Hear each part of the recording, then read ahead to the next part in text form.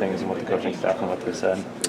We just made sure when we went into film, we really evaluated ourselves as a player and individual. Did we do our job to the fullest as he coached us? And that's kind of how we reacted as players. Mm-hmm. So.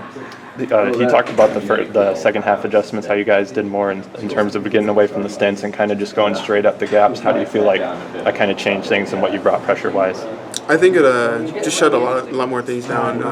Started canceling the A gaps, started allow the D line to play more vertical and just play football, just be ourselves out there. So. Do you feel like that's something you have to continue to do? And if so, like how are you guys going to be able to bring pressure within that? I just think what we're doing is just fine.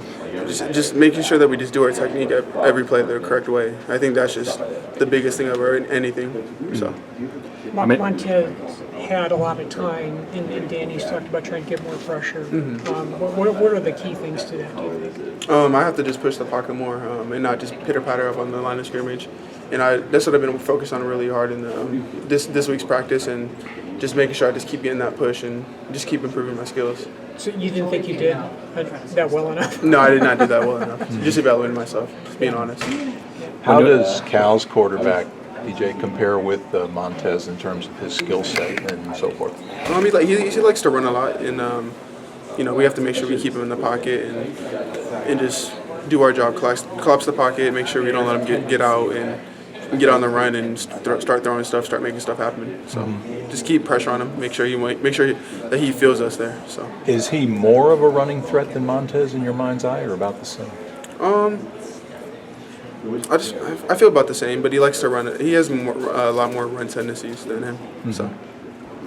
I mean, obviously you don't want to lose any game, but do you feel that, I'm not going to say it was a wake-up call, but after playing so great against Michigan State, suffering loss against Colorado, do you think like the defense has like a chip on the shoulder, maybe like a different attitude it didn't have going into the game in Colorado? I just think this week we just really came in and focused and really evaluated ourselves, like, are we doing the best we can?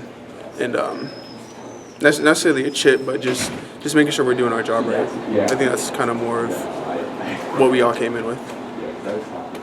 Your coach was saying, your position coach was saying, this time of year, a nose guard's going to be hurt. You're going to have things wrong with you. I mean, do you just roll with that? Because, it's obviously you've been down a couple times. Yeah, I just got to keep fighting through it and make sure I'm in the treatment room, make sure that I keep my body right, and just make sure that I communicate with everybody, the D-line and the DNs, and just make sure I'm on the same page with everybody. You just feel like that goes with the territory? Yeah. There's just going to be some injuries? It's just going to happen, just being in the middle of the defense. I can't let anything happen. So.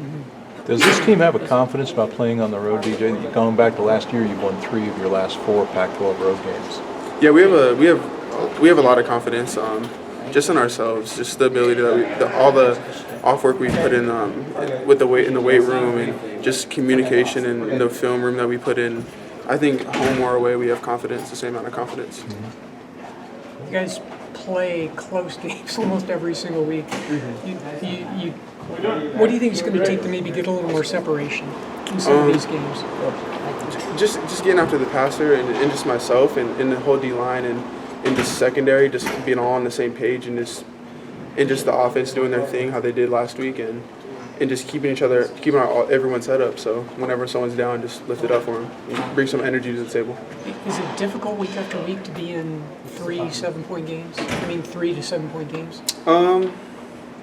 Not really. It's kind of fun. It's like it keeps it like exciting. Makes you interesting. Yeah, just interesting. Makes you want to keep going.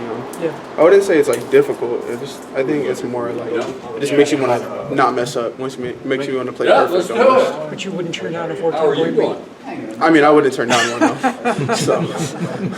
How do you feel each week during the timeout, even after a tough loss against Colorado? But I mean, just the communication and the chemistry with the defense from week 1 till now has built. I just think it comes with our film study. Just staying in the film room, like Coach AP has. We do little film studies with the D-line coach, Coach AP, and just by ourselves, and D-line groups can come in, and that's just like the chemistry right there that we keep building. Just make sure we're on the same page. Like we see people shifting, we see people moving, make sure our eyes are right. So. How do you feel you guys reacted to kind of what their run blocks was a little bit more difficult against Colorado with what they were bringing as opposed to previous weeks? Just making sure that whenever we're stepping, make sure we're stepping where we're supposed to step with our eyes looking there, right? Not just stepping in and look right in the backfield. I think that's kind of the biggest part. Make sure we're in our gap, not like peek it in one gap and then go back in the other gap. So I think that's kind of how we did all that. Perfect.